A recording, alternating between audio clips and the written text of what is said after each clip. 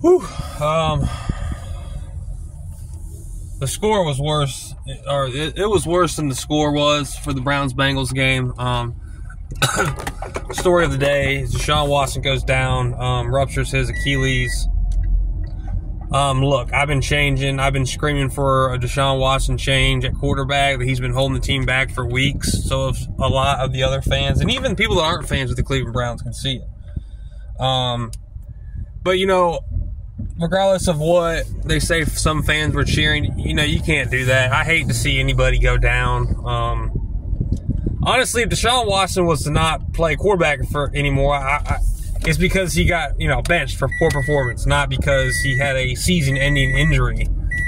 Like, I don't want anybody going out like that. So let's just get that straight. Yeah, the Browns still got problems, man. I told, you know, I'm interested to see what it'll look like with a full week of game planning without Deshaun.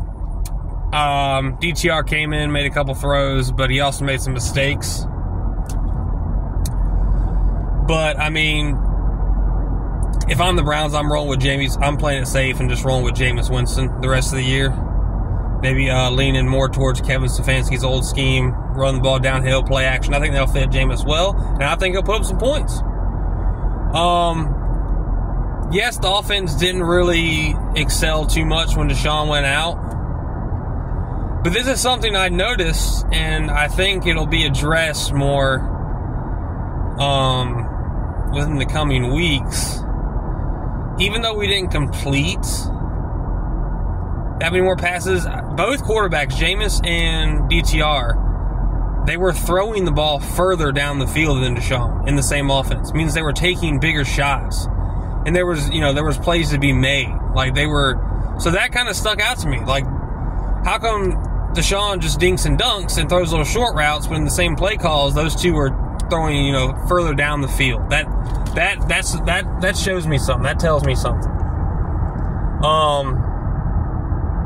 Look, it was obvious Jerry Jeudy was frustrated. He was seen late in the third quarter throwing his helmet against the bench on the sideline. Hell, he didn't get a target all fucking game.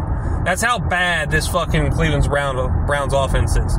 Look, I didn't think Jerry Jeudy was going to come in here and be a fucking, because he's quick, but he's not that quick. I didn't think he was going to come in here and blow the doors off. Andrew Berry does what he does and thinks he can read the future, and he's so smart and gave him a new contract without him even ever playing it down for the Browns. Look, I still believe in Kevin Stefanski. I do. I really do. I really think Bill Callahan was responsible for a lot more with the success of the Browns offense than anybody thinks. Or maybe it's just he was that much better with the offensive line. The offensive line's horrific. I'm trading Jed Wills today for anything. A 7th round pick, a pick swap, anything I can get. And I'm benching him. I don't care if the guy you throw out there is not any better. Jed Wills is lazy.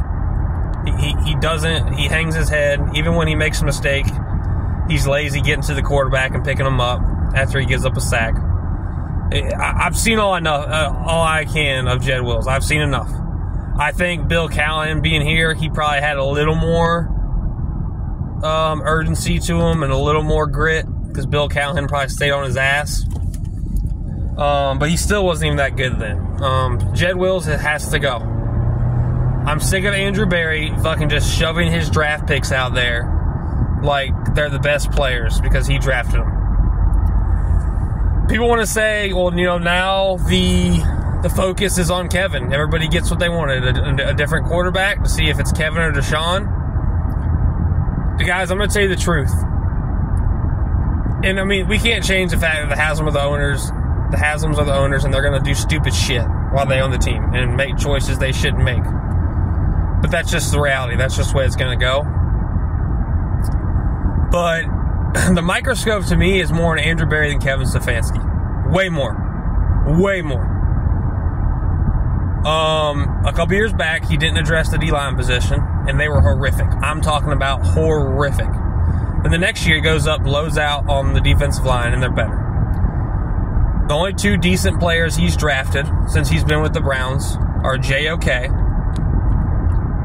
Grant Delpit, And we thought DeJuan Jones, but DeJuan Jones just took a big step back this year. He's not even starter material. He paid Jack Conklin a shit ton of money after he was coming off injuries, and obviously Jack Conklin's not a good player anymore. This is all regardless of the Deshaun Watson, how much money he gave him. This is regardless of any of that. He hasn't drafted a good offensive starter for this team. He walked into a really good built roster by John Dorsey. The Browns fucked up. They shouldn't have fired John Dorsey. If they wanted to fire Freddie Kitchens, great, sure. But even though that year was a wash and not a good year, Freddie Kitchens still won 7 games, and they had a shitty year. And they had 2 receivers that went over for 1,000 yards. The Browns would kill to have that right now. That type of offense. I think that was DePodesta in Haslam's ear saying, see, told you. Because if you know, the first go-around that year, DePodesta wanted the Browns to hire Stefanski. And Haslam unanimously gave the decision to Dorsey who to hire. He wanted Dorsey to hire his guy. And I think after it failed, DePodesta was like, see, you got to listen. So then he fired Dorsey. Dorsey... Look, I saw the report yesterday on the Ultimate Cleveland Sports Show. They should be calling Dorsey, begging him to come back. Dorsey ain't coming back. Why the fuck would he come back? He sees how stupid the fucking owners are and the influence Paul DePodesta has over them. But hey, if you want to give him a call and throw a number at him that you don't think he can turn down, do it. But I think Andrew Berry's got to go. I don't even care if the Browns turn the season around, win 5 to 6 more games. Andrew Berry has done nothing but live off John Dorsey's picks since he's been here. Yeah, he's brought in a couple old free agents on 1-year deals that have been okay. He cannot draft wide receivers. He doesn't address certain positions he needs to address depth-wise. And this is all on Andrew Berry. And if it comes to if Andrew's got to go, Kevin's got to go, I'm getting there because I think Andrew Berry's done that terrible of a job. But hey, man, it's what it is. It's the Browns. You know, we're looking at a complete rebuild here soon, real quick. And honestly, I don't want to do it. I'd rather plug and play and just patch guys up and try to just move on and be competitive because I don't want to go through another 5-year rebuild. You know, and then no free agents already don't want to come here as it is, so that's not going to help even more. That's going to make it even worse. But I want to see Jameis. I don't want to see them playing their guy because DTR can be a really good quarterback for this team with more playing time. But I just don't think he's a long-term starting answer. He could be a long-term backup for us, maybe trade bait, something. I'm playing Jameis the rest of the year. And we're just going to go. We're going to rock with that. There's no telling what Haslam's going to do. No one Haslam, he'll probably bring Deshaun back next year and fire the coaches and let Deshaun pick the coach he wants. I don't fucking know. But we'll see, man. Nothing surprises me at this point with the Haslams. I'll keep tuning in every Sunday. Go Brownies, unfortunately.